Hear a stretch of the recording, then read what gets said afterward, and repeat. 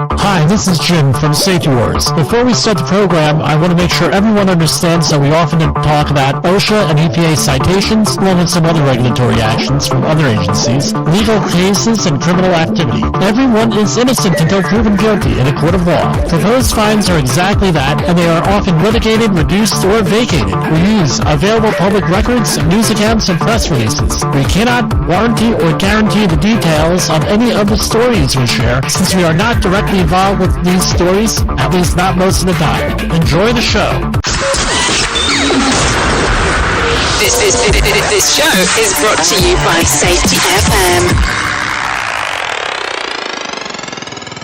From an undisclosed location on the back of Jim Poesl's pickup truck.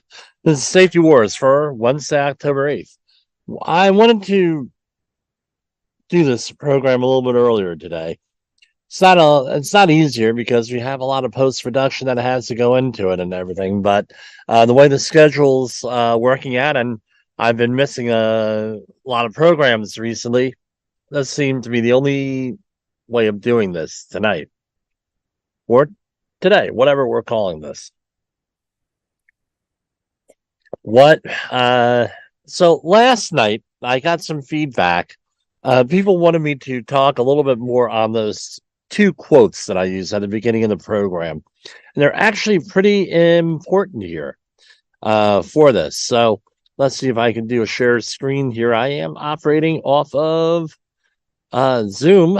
So let's see where this goes. Right, this is right off of, yes, I use PowerPoint for generating all this stuff. The older you get, the heavier that baggage becomes that you haven't sorted through. So you pay the price. The older you get, the higher the price is. From Bruce Springsteen. That is from his movie Western Stars. Really important that we're going to go through this regularly here. It's extremely important that you sort through that emotional baggage. A lot of things happen. People get older, people die, people get born.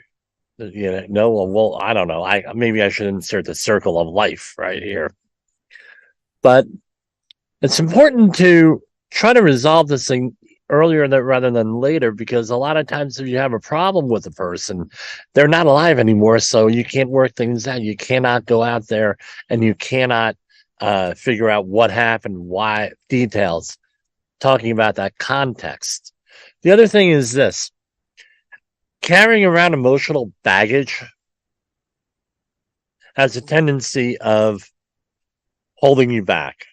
You're not able to go and you're basically not able to go and move forward unless you bury things deep down. I know some people who have a lot of emotional baggage, me included, right?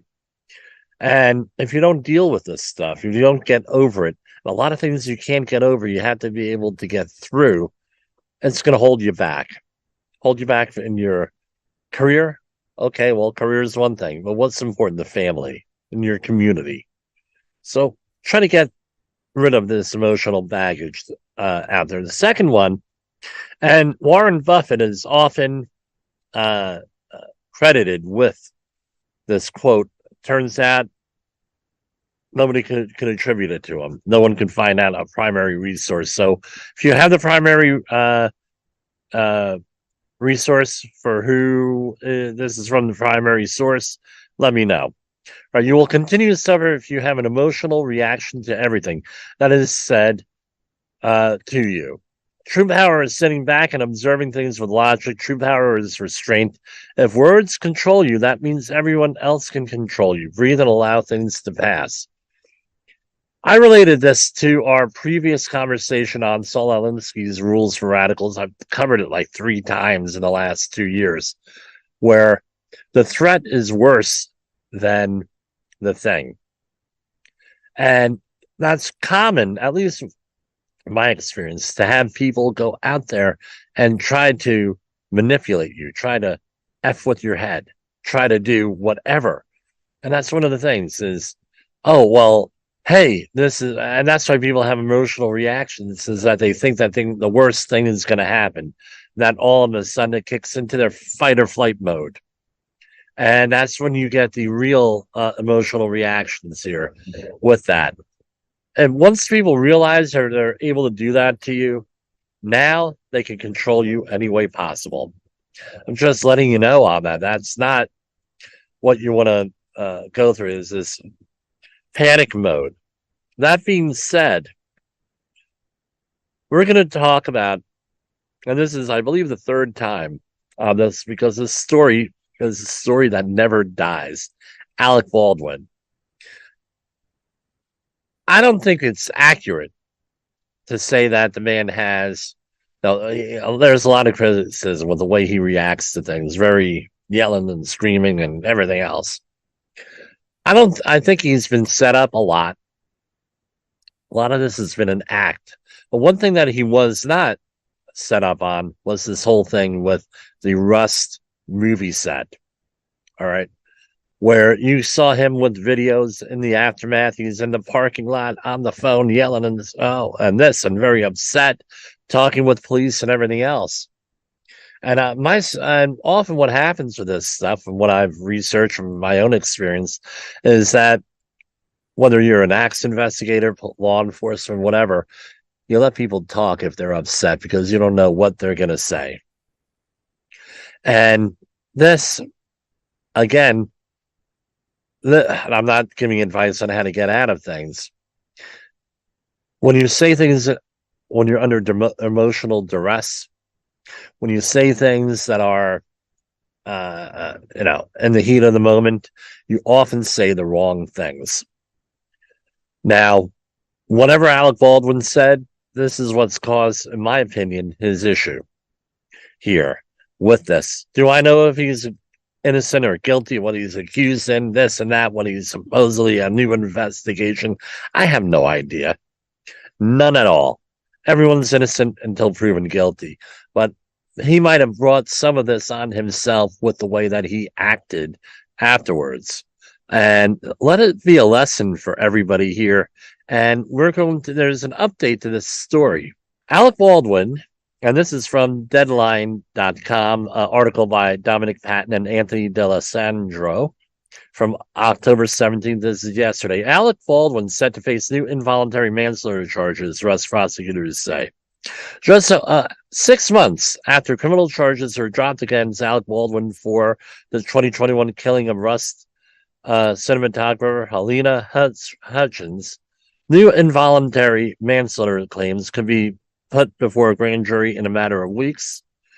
So they're reconsidering this whole thing as whether he's going to be charged. Right now, the armorer / crop person is being charged. Her name is Hannah Gutierrez Reed. Her trial is in February. She's facing a maximum of 18 months behind bars, $5,000 in fines. The jury finds her guilty verdict on the current charges. Reed has pleaded non-guilty, and these are involuntary manslaughter charges plus evidence tampering. I'm gonna say she probably is gonna, from what my read of this, again, I'm not an attorney. I don't play one on the radio or TV. Right? She probably is going to get off on these charges, except for this evidence tampering one. That one nobody likes. Juries, prosecutors, or anything are not. It's an easy charge to plead, to find guilty to prosecute.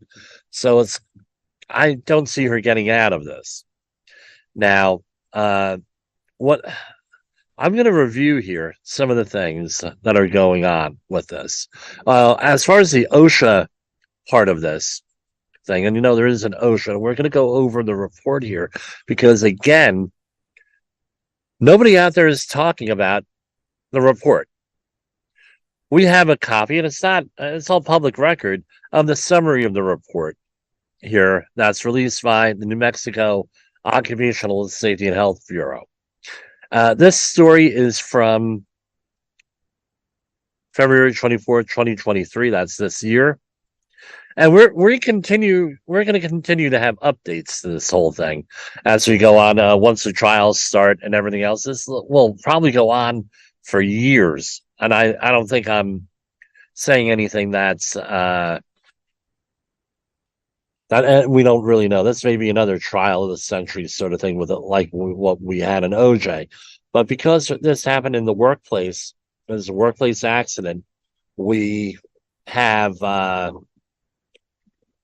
we have a lot of opportunity to learn from this. If you're a safety professional or if you're involved in workplace injuries, you have an interest in this. So that's why we're going out and covering this stuff. So this is from Variety.com from February 2023. Gene Mattis was the reporter.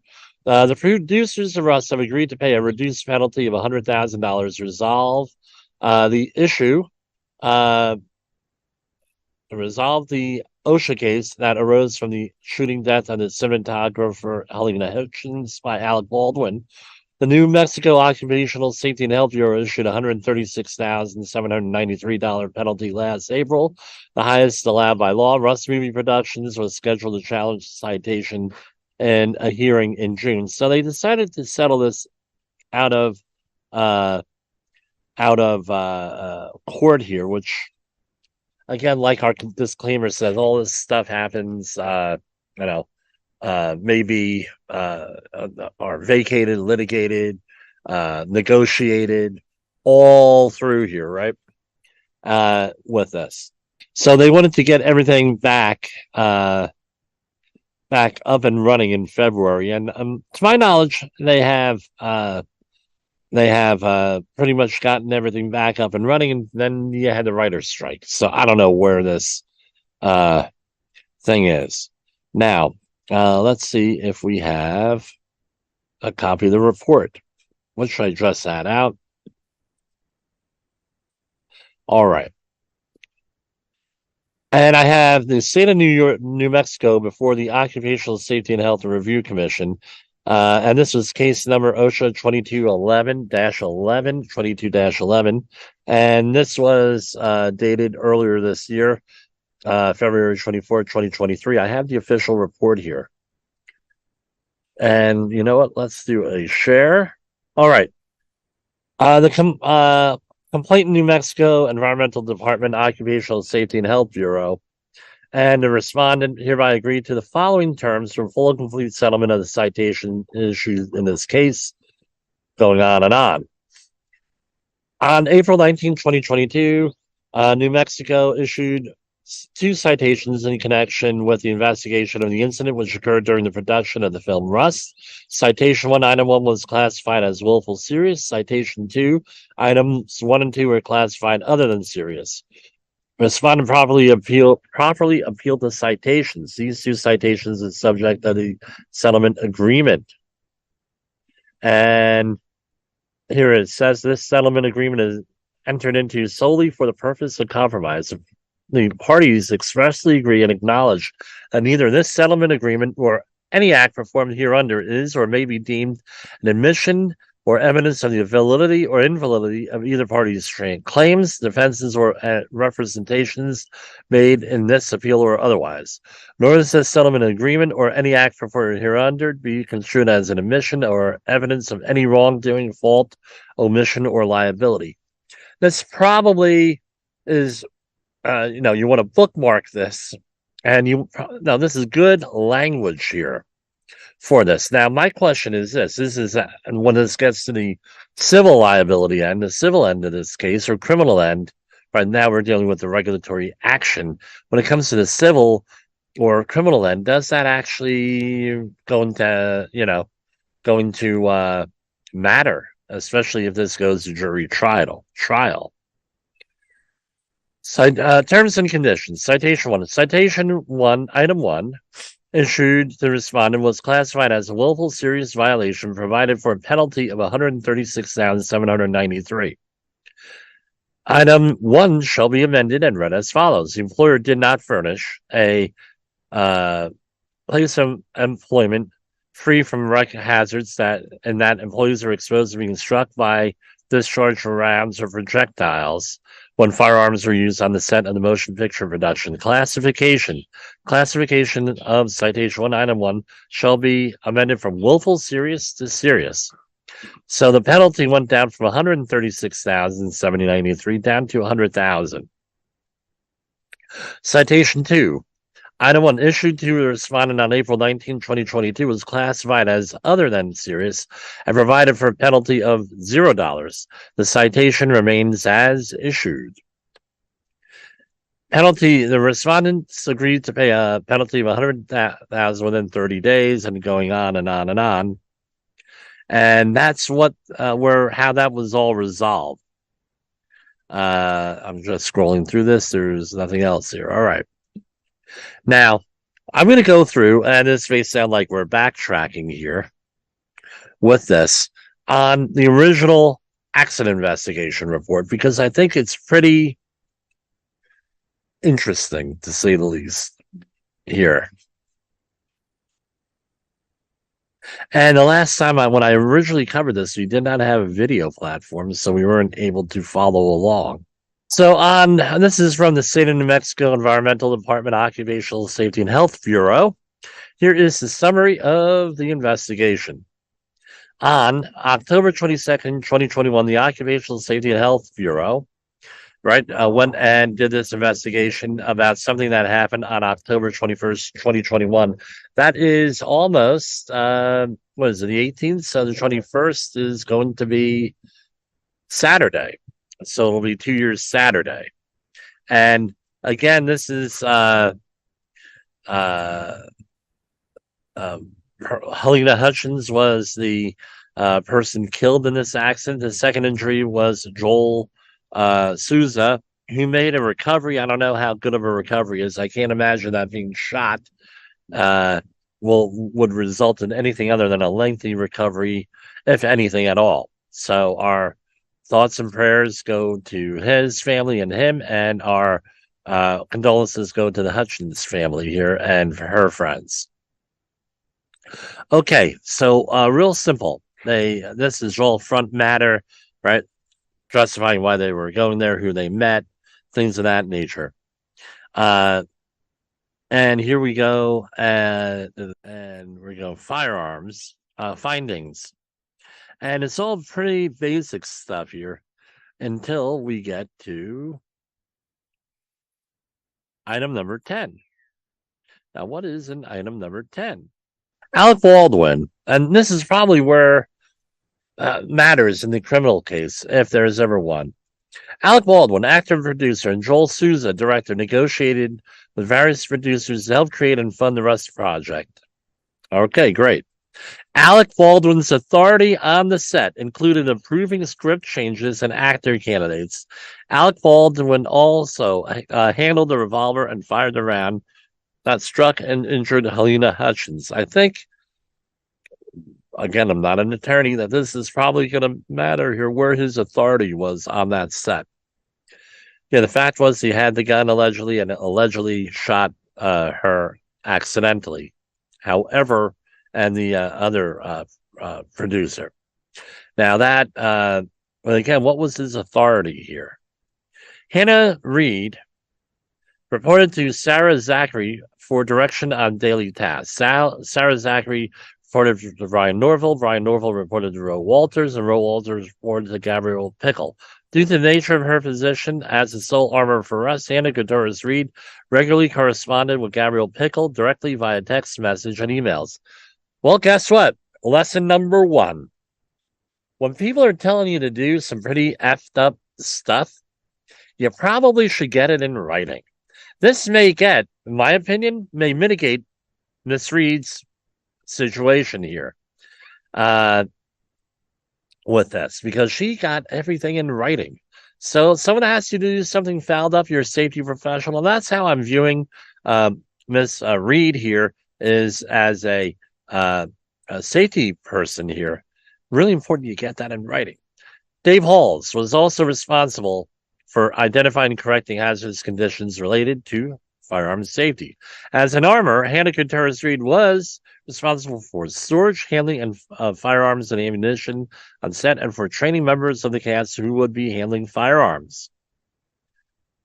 In accordance with Rust safety procedures and industry-recognized safety practice, the armorer is required to be present whenever firearms are being handled and should, all right, should, meaning that maybe not, have the authority, but it would be a nice thing, have the authority to determine whether an individual requires additional safety training.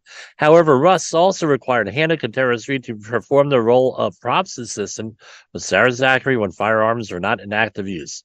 In an email conversation that occurred just 11 days before this incident, Gabrielle Pickle informed Hannah Contreras-Reed that she was allowed 8 paid days at the armorer's rate in her contract to perform armorer tasks, and the rest of her time was to be spent as props assistant. Again, in writing. All right. Okay. And going on, the item number 13, Russ ordered ammunition with the intent to receive blank and dummy rounds. And the property master stated that Russ did not intend to have live rounds on the set. Live rounds may be distinguished by a small hole in the brass cartridge, indicating there is no powder, by a missing or dimpled primer at the bottom of the cartridge, or may shaken around and hearing the distinct clatter of a BB within. Unless a round is removed from the storage box or firearm inspected, it cannot be verified. On October 14th, 1 week before this, Gabrielle Pickle emailed Hannah Contreras-Reed addressing armor and key assistant props duties, stating, "It has been brought to my attention that you're focusing far more on armor and not supporting props as needed." This now starts to give us some context. Remember, context, we're HOP people here, human organizational performance. HOP. Context drives behavior.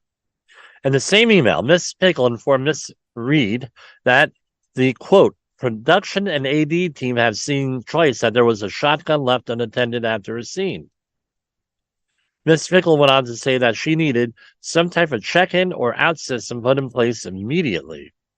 Miss Contreras responded by an email the same day saying that the armorer job was a very serious job, and since we've started, I've had a lot of days where my job should only be to focus on the guns and everyone's safety. Miss Contreras said later in the email, there are working guns on its set every day, and those are ultimately going to be a priority, because when they are not, that's when dangerous mistakes can happen. Ooh. On October 16, 2022, that's 2 years ago, Monday, also my 51st birthday, here, in 2021, there were 2 firearms misfires on the rest set. In the first instance, Sarah Zachary inadvertently fired a blank round as she finished loading a .45 caliber revolver that was aimed to the ground. Right, this is one, if you're handling any type of firearm, this is item number 1. Do not point it at anyone. Right? Period. End of discussion. Have it pointed at a safe location. In this case, it was to the ground. To return the hammer to the closed position and make the firearm safe, the operator must hold the hammer and depress the trigger, guiding the hammer to the closed position deliberately. In case of the first misfire, the hammer slipped from Miss Zachary's thumb or fingers, likely resulting in the firing pin on the hammer striking the primer, which ignited the powder, firing the blank round. So blank round has powder in it, right? That's a misfire. The second misfire on October 16th, they were having a real bad day. And again, this is where we get into an issue is, can you develop a trend? Not really, but they happen at random. And in this case, right, a trend would be there was an accident here, there's an accident here, there's an accident here, then you have a big one. It's not usually how this happens. It happens at random. And in my experience, multiple things are going to happen on the same day or in the same very short time period. It is, right, no, so this is on a lever action rifle of unknown make and model. It's not known how the misfire happened, or according to some statements, he was alone in the cabin. This is the Blake Teixeira, the stunt double for Alec Baldwin. And others say he was not alone. Hannah Contreras-Reed said that Blake Teixeira's only comment was, it just went off. Right? Hannah Contreras-Reed described that it is probable for the rifle fired by being placed onto the ground too roughly. Why would she know that? That would be a good question, I guess. Why would she know that? Has that happened before? Or is that speculation? Is that some kind of a bias? my experience with it, yeah, maybe depending on the thing, this could happen, but probable. That's a loaded word in this report. I wonder if that came from her, or is this an inference drawn by the investigator here? Going on a couple of days before the incident, on October 17th, Halyna Terroristry sent a message to Gabriel Pickles stating, "Hey, we're on day 8 of Armorer Days, so if there's gunfire after this, you may want to talk to the producers." Miss Pickle replied to the same day that there would be no more trading days, meaning prop days and Armorer Days. Miss Terroristry then asked to clarify, training days? Miss Pickle responded, like training Alec and such? Okay. Now, when we go into a little bit further into this, you're going to realize, and we had a story yesterday on an accident that happened at JFK Airport where nobody knew what was going on that day, apparently, according to the paperwork. That there was no job hazard analysis, and I'm drawing that small inference, so there was no training and no notification, right? So keep that in mind here. With that, no training, no notification on a construction job resulting in 2 fatalities. Keep that in mind when I go further here. On October 20th, 2021, Lane Lufer, first assistant camera, resigned, citing safety concerns, among other issues, and stated in an email to Roe Walters, "During the filming of gunfights on this job, there are often played fast and loose. So far, there have been 2 accidental weapons discharges and 1 special effects SFX explosive that have gone off around the crew between takes." Mr. Lufer went on to say, "To be clear, there are no safety meetings these days. There have been no explanations as what to expect from these shots." Oh, okay. Here we are into the conclusions. We're on line 20. What page is this? Page 6 of 11. As a result of the inspection, OHSB determined that Russ was responsible for a serious violation of the New Mexico Occupational Safety and Health Act. So, again, we talked about how this was settled. While no specific state or federal OSHA standards exist for firearms used in the film industry, again, general duty clause situation here. It's clear that both the employer and the film industry recognize the hazard associated with the use of firearms on movie sets, the potential for serious injury to employees. Further, Russ demonstrated plain indifference to the safety of employees by ignoring recognized hazards inherent to the use of firearms and ammunition by failing to take appropriate corrective or investigative actions after 2 firearms-related incidents occurred on October 16, 2021, and after employees notified management that they did not feel safe with how weapons were being handled on set. Russ failed to follow company safety procedures, which likely would have prevented an accident from occurring. Again, no accident, no near-miss investigations, no incident investigations, no what the hell happened. I demand to know what the hell happened on this. Nothing, nada, according to this report on this. Again, it's all from New Mexico OSHA, right? Russ management did not ensure their own safety procedures taken from film industry safety bulletins issued by the industry-wide labor management safety committee were followed at the work site. According to the general safe practices document provided by Russ, following safety bulletins were taken into consideration during the course of the production.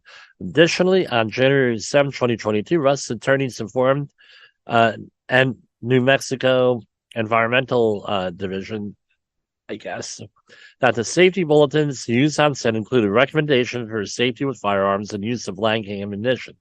Russ used the procedures from Safety Bulletin 1's recommendations for safety with firearms and use of blanking ammunition, and Russ' failures to effectively implement those procedures, including, right, you have to have this, right, failure to implement, right, the standards list in Bulletin 1 were not enforced by Russ managers.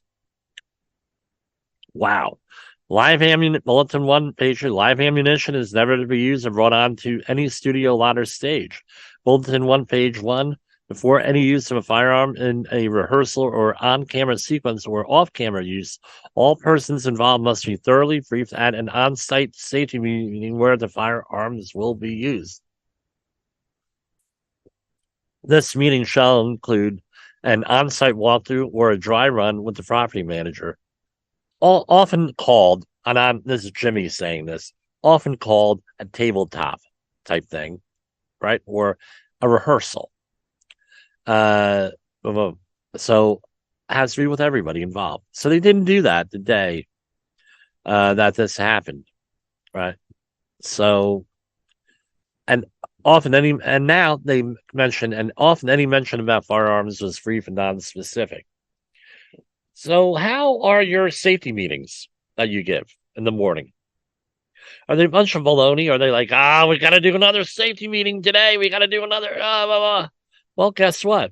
In this, in the industry, safety industry, often up until like 2004, 2005, my experience, the only time we had a daily safety meeting was when we were dealing with hazmats, because it was in the regulation that you have to give updates and things of that nature. And that's how the safety meetings took place, right? So under the construction industry, under OSHA, federal OSHA, not New Mexico OSHA,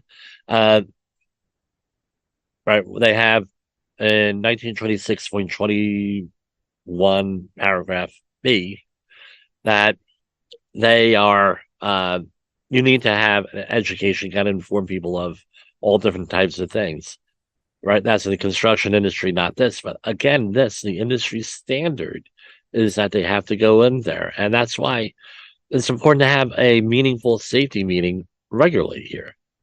No one shall be issued a firearm until he or she is trained in safe handling, use, or safety lock. If there are any questions as to the competent, so let's start again. Bulletin number 1, page 1. No one person shall be issued a firearm until he or she is trained in safe handling, safe use, the safety lock, and proper firing procedures.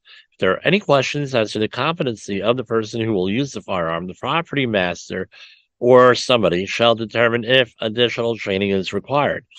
Page 3, and on page 3 of that pamphlet, ensuring that a sufficient amount of time has been allotted for training and rehearsal. Again, they had this whole thing that was rushed, according to this document. And here it is, right? Gabrielle Pickle. I hope Miss Reed's attorneys read this, because this might be her get out of jail free card. Gabrielle Pickle instructed Hannah Couture Reed on October 17th that no more training days would take place, like training Alec and such. Rust Management did not provide the armorer with the authority to determine if additional training was required in violation of Rust safety procedures. Additionally, this bulletin, meaning the one that they're talking, bulletin number 1, should be attached to the call sheet. Each day firearms will be used. Failure to implement. Between the unions, between the Screen Actors Guild and another group, IATSE, which represents the technicians, and the Directors Guild of America, there are what we call safety memos, that describe protocols. Quote, when asked if the safety memos are always sent to the call sheet, Halls, who is someone else, Dave Halls, involved in it, no, they were not on our call sheets. Bulletin 1, page 2, never lay down a firearm or leave it unattended unless actively filming or rehearsing. All firearms should be safely secured. Didn't do that. All right. In here. And this admission by Gabrielle Pickle then informed Hannah Couture Reed that production and AD team have seen twice that there was shotgun left unattended. After a scene, we need to all weapons be in your control at any time they are used. So now we have conflicting information. Is she the armorer? Is she not the armorer? I don't know. And again, why is one guy sitting on a folding chair talking off the back of his pickup truck? Why is that person going through this and not all the other news outlets here? I don't know. Hannah informed Gabrielle It would slow down production terribly if we had to check them back in between scenes. And when I'm forced to do both, that's when mistakes get made, like the shotgun being unattended. Gabriel Pickle instructed Halyna Hutchins to develop a check-in or out system for weapons, but did not follow up. So if you're a manager, are you following up on this stuff? And here we had someone who said, look, she's not an armor. She doesn't have authority. What's in our contracts? What should be in our contracts, according to my opinion? What should be in our contracts is, do we have the authority to hire, fire, discipline people, impact procedures, or anything like that? And if we do, we need it in writing. If we don't, we need that in writing. Pardon, I just gave it to you in writing. Bulletin 1, page 2. Refrain from pointing a firearm at anyone if it is absolutely necessary to do so on camera. Consult the property master or armor or other safety representatives, such as the first AD, stage manager. Remember that any object at which you point a firearm could be destroyed. And I think we're going to have to take a brief intermission here with this. So let's stop here. Okay, so we're back. Sun came out, got a little bit warmer. It's turning out to be a nice day. We're still on the bulletins here for this Alec Baldwin situation, the original New Mexico accident report. So here we are on page 8 of the document bulletin, number 1, page 2. Refrain from pointing a firearm at anyone. Enough said. Right. So failure to implement. Lane Looper said that many camera shots had the firearms pointed or in firing at the camera. Halyna Hutchins and Joel Souza were injured when a firearm was pointed in their direction, with Hutchins' injury resulting in death. Bus management representative Dave Halls was present prior to and at the time of the firearm discharge. A live round severely injuring 2 crew members. As Russ' top-level management safety official, Mr. Halls did not consult with the property master or armorer during or after the firearm was loaded, handed to the actor, and pointed towards crew members. I'd love to know what the context was for that one. All right, I think this is sort of like what I don't know if this happened, but we do know that a lot of the accident investigations we get involved with, they have what is called the donuts and coffee safety person. Enough said on that. Meaning that they sit in the trailer and all they do is eat donuts and drink coffee. And firearms to be located is bulletin number 1, page 2. Firearms are to be loaded just before they are used in a scene. On the day Halyna Hutchins and Joel Souza were shot, the firearm was loaded and handed to Alec Baldwin during an informal rehearsal prior to filming the scene involving the firearms. Russ did not provide responsible staff for ensuring firearm safety with sufficient time to inspect the ammunition received to ensure that no live rounds were present. During the misfire on October 16th, Russ failed to address the hazardous condition, right, and reinforce adherence to protocols. Russ management, again, this is all in the report, Russ management ignored concerns of firearm misfires on set, according to statements taken by the OHSV. Dave Halls, the safety coordinator, was present on the set when the first accidental discharge occurred. Mr. Halls did not discuss the incident with staff, report the incident to Russ producers, review the incident as safety coordinator, ensure Sarah Zachary took appropriate actions with respect to safety protocols, or take any other corrective measures. According to employees interviewed, including Halyna Hutchins, crew members verbally expressed their surprise and their discomfort with Russ management's lack of action regarding the work site safety issue. A lot to digest here with this. How many times have you been on a job where something happens and everyone's like, okay, just move on, we don't care? No investigation, no saying, this is not like a minor thing here. Firearms going off, forget about it. How about cave in? No shoring. Don't worry about it. Can't worry about it. Russ initiated no investigative action. The second firearm misfire, and Dave Halls was present for that too. Russ recognized the hazards associated with firearms and adopted safety bulletins that were designed to control and mitigate these hazards. Russ described these protocols being enforced by the first assistant director, who is the safety coordinator. Ryan Smith, producer, also stated during the closing conference that all members of the cast and crew have stopped work authority. Despite this, no corrective, investigative, or disciplinary action was taken after the first and second firearms misfires by any member of the management. Context drives behavior. People are influenced by incentives. What was the incentive here? Not to stop work. That's what my question. That's a question here. Maybe that'll be answered later on. When the first assistant camera resigned, informing management that there was an ongoing lack of firearm safe practices, among other labor issues, that misfires had occurred, Russ management took no action to address workers' safety concerns. When the Armor had used most of their contractually limited Armor days, they were issued a written instruction to focus less on their tasks, spend more time on assisting the props department. When the Armor expressed a need to ensure actors be able to safely handle a firearm with a holster, they were told by line producer that the Armor would be informed if that was necessary.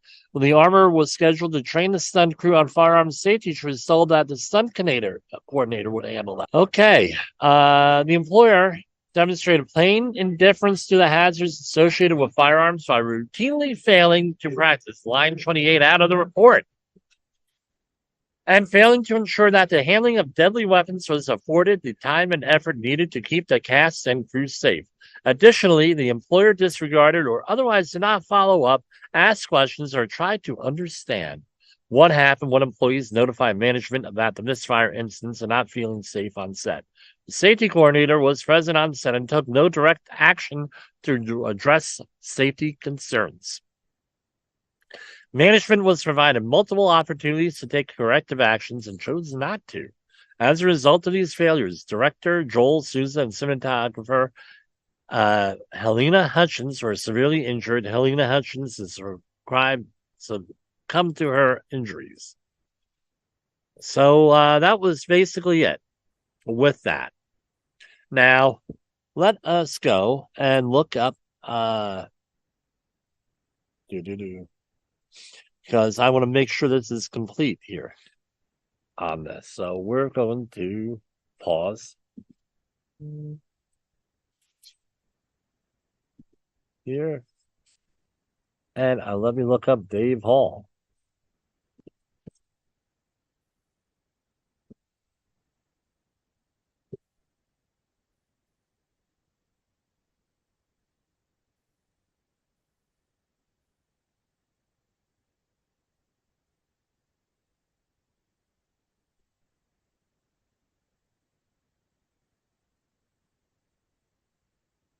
So here we have from ABC News, Meredith DeLiso. First assistant director for Russ has been sentenced to 6 months unsupervised probation as part of a plea deal in connection with the fatal on-set shooting of cinematographer Halyna Hutchins. Dave Hall, 63, was charged with negligent use of a deadly weapon in connection. The October 2021 shooting on the Santa Fe set of the Western Halls handed a Colt 45 allegedly to Alec Baldwin that fired when the actor was practicing a cross draw. Okay, so that's what he got on that. Now, this is what I want to point out here with this. A lot to be learned from with all of this. How many times are we on jobs where you have standards that are just not followed, just not complied with? It's all a joke. whether it's simple hard hat safety glasses situation, or whether it's something more technical or what we call a high gravity situation. Happens all the time. Do you exercise that stop work authority? When you say, oh yeah, we have stop work authority, do you really have stop work authority? I shared the story of someone on a project a couple of years back. They were a new safety person, and I was involved in a incident investigation. It was a near miss, and one of the questions came up: do you have stop work authority? You're listed as the competent person?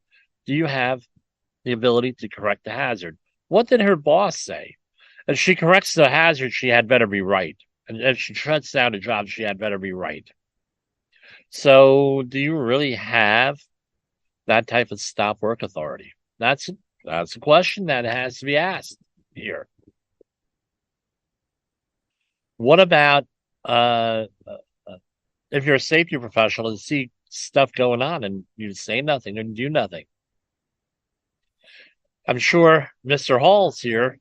According to press reports, she said something here. Again, what was driving the production was production driving safety.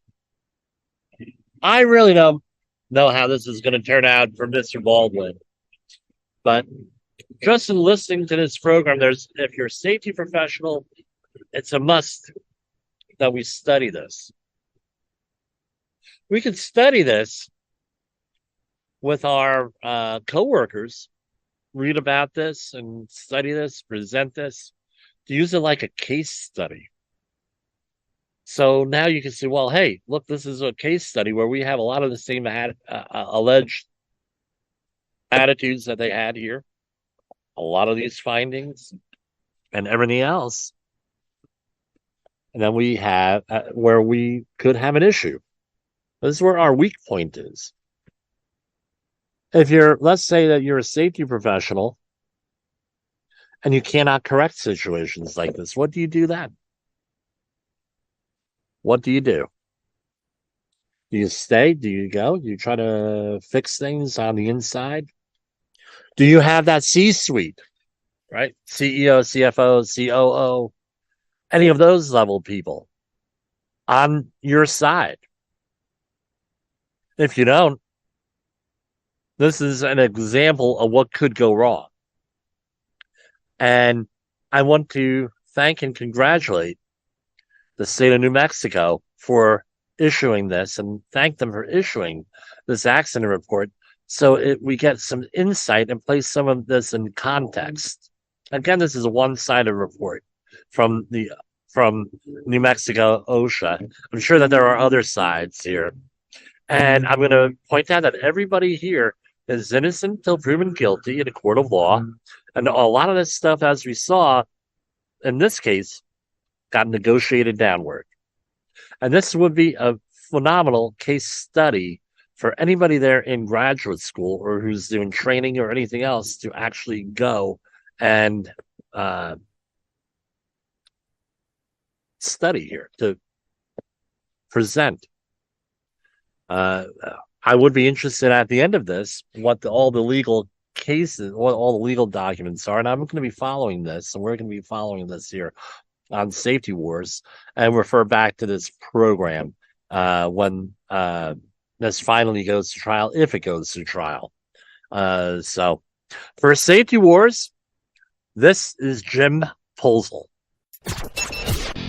The views and opinions expressed on this podcast are those of the host and its guest and do not necessarily reflect the official policy or position of the company. Examples of analysis discussed within this podcast are only examples. They should not be utilized in the real world as the only solution available, as they are based only on very limited and dated open source information. Assumptions made within this analysis are not reflective of the position of the company. No part of this podcast may be reproduced, stored in a retrieval system, or transmitted in any form or by any means, mechanical, electronic, recording, or otherwise, without prior written permission of the creator of the podcast, Jay Allen.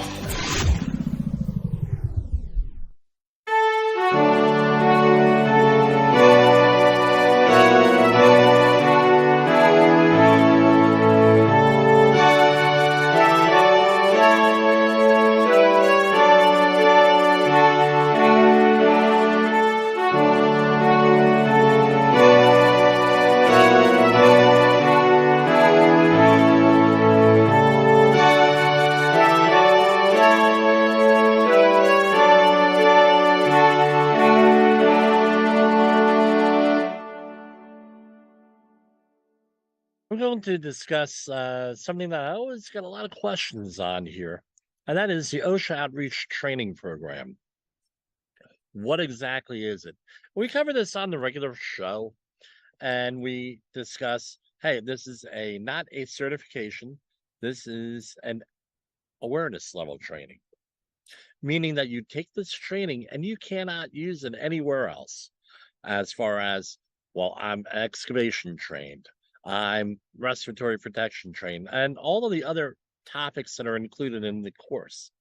The reason being is that every one of these courses is supposed to be tailor-made to the people you're giving it to. So some topics may be in there, some topics may not be in there. What are some of the basic outlines of this? What are the requirements?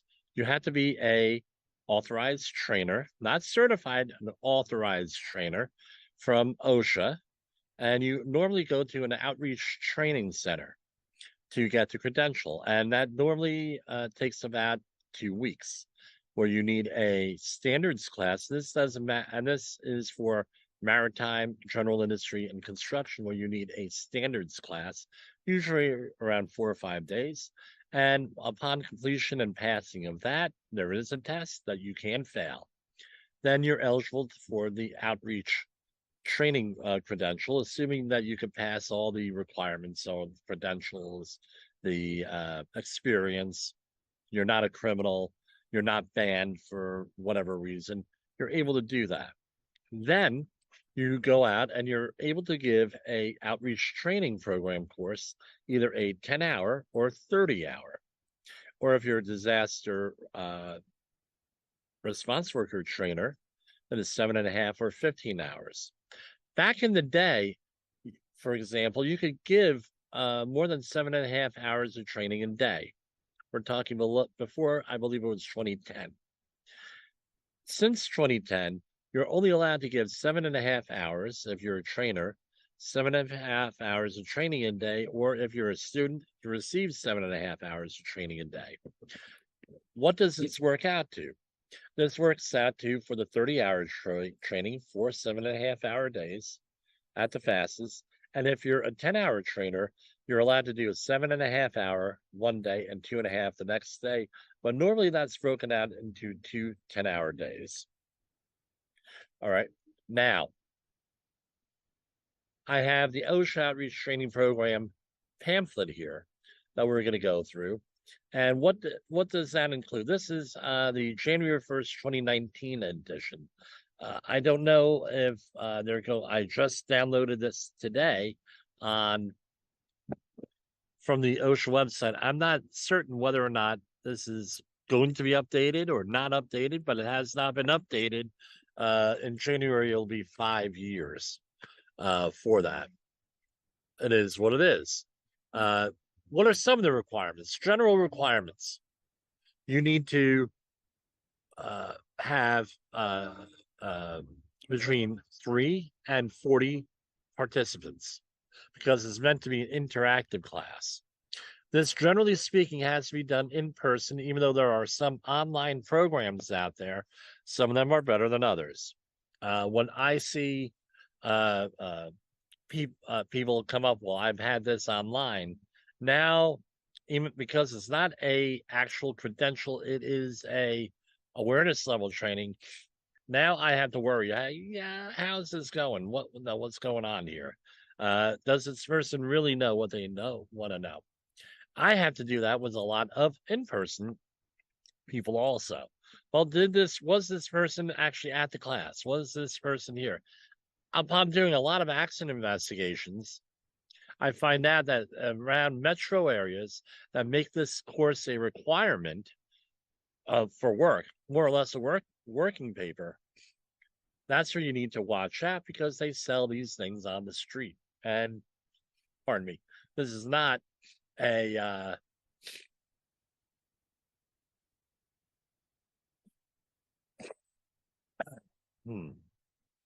So what I find out when I get into like a major metropolitan area that uses this as part of their working papers situation, is that's when you need to watch out, because they're selling this on the street.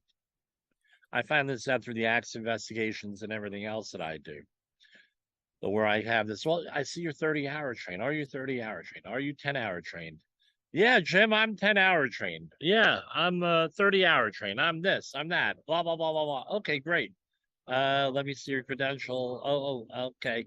And they'll produce it. I'll run the back of it on, there's a QR code, make sure it's legitimate. And oftentimes what comes up is, oh yeah, my boss handed it to me. I don't know anything about it. Very frustrating for people who do legitimate outreach training. Then so now you're in the course. What do you have to be? There are certain requirements here. So let's start out with the 10-hour course requirements. This is for construction here, and we'll do this here. All right. So this is for 10-hour course, you have a mandatory 6 hours.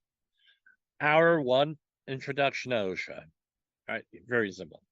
For construction, you have the focus 4 hazards. You have to have a training on falls for a minimum of 1 hour and 30 minutes, electrocution, struck by, and caught in between. So for falls, it's 1 hour and 30 minutes. The rest have to be covered for a minimum of 1/2 hour. And for total, that comes out to 4 hours. 5 hours mandatory training. Those are the mandatory for that. Then you have personal protective equipment. That's part of the mandatory program also. And health hazards in construction, another 30 minutes. So doing your math, that comes out to 5 hours. Right? So you have 1 hour intro, 4 hours OSHA Focus 4, and then you have 30 minutes personal protective and life-saving equipment and health hazards. Now you're able to go into the elective, and this is for 2 hours, and you must present at least 2 hours of training on the following topics, and at least 2 topics must be presented. The minimum length of any topic is 1/2 hour. So you have a choice between cranes, excavations, materials, handling, storage, and useful and disposal, scaffolds, stairways and ladders, and tools. Now you can see where certain things you don't have to include. So, for example, with that recent accident at a JFK airport for the double fatality, those folks are probably 30-hour trained, but may not have the training in excavations, may not have the training in cranes, may not have the training in scaffold. No, and this goes everywhere. So what ends up having to happen is you being the employer have to supplement or have to do the training in accordance to the regulation or other requirements. That's what one of the questions was today. Jim, we have training in this, and this. Can't you just give us an 30-hour course? And I said, no, a 30 hours credential? No, I can't. I have to go through the whole thing.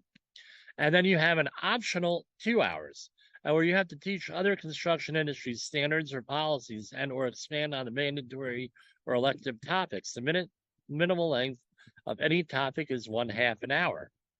That's what it is. And that takes 2 days minimum on a 10-hour course. Then you have the 30-hour construction industry outreach training course. This is a little bit different. This is a little bit more comprehensive. So remember, this is over 4 days. You have introduction to OSHA for 1 hour. So with that, and same as the 10-hour. That used to be 3 hours, but now it's 1 hour. Managing health and safety, 2 hours, where we talk about your I2P2 programs, injury and illness prevention programs, job site inspections, accident prevention programs, management commitment and employee involvement, work site analysis, hazard prevention and control, accident investigations, how to conduct safety meetings, and supervisory communications. And you have the OSHA Focus 4 hazards for 6 hours, and those are still the same: falls, electrocution, struck by, caught in or between. PPE for 2 hours, the life-saving equipment, health hazards in construction for 2 hours, and stairways and ladders for 1 hour. This comes down to a mandatory 14 hours. So you're halfway there. So you're going to have roughly, and this doesn't have to be in order, but you're going to have roughly 2 days of this training in a row, right? 14 hours and a little bit more. Then you have an elective 12 hours. Must present at least 12 hours of training on the following topics. At least 6 of these following topics must be presented. The minimum length of any topic is 1/2 an hour. And that's this big long list. And if you're going to do foundations for safety leadership, that is a specific document in OSHA that they have. I often include my leadership presentation on this in this area. No, the foundations for leadership cover that, and everything else I included in there. We talk about all that stuff. That's why often the 30-hour course is meant for supervisors, because or managers, supervisors, foremen. This way you're able to go and instruct them a little bit more in depth. I tell you what, the safety management foundations for safety leadership, that's often not going to interest a lot of workers on that. However, some areas like New York City Department of Buildings make it mandatory, 30-hour training. Optional, a 4-hour series. Teach other construction industry standards or policies, and or expand on the mandatory or elective topics. The minimum length of any topic is 1/2 hour. So any of those. Then you have industry specific topics. That's a reserve thing. And if you look through the book, they have different training websites and things of that nature on there. And with that, that is the basic OSHA Outreach Training course. If you're interested in taking any of these courses, and that's for construction, general industry has a similar setup, maritime has a similar setup, you give us a call back here at 845-269-5772 or jim@safetywars.com, and we will go and we will discuss what your needs are. For Safety Wars, this is Jim Poesl.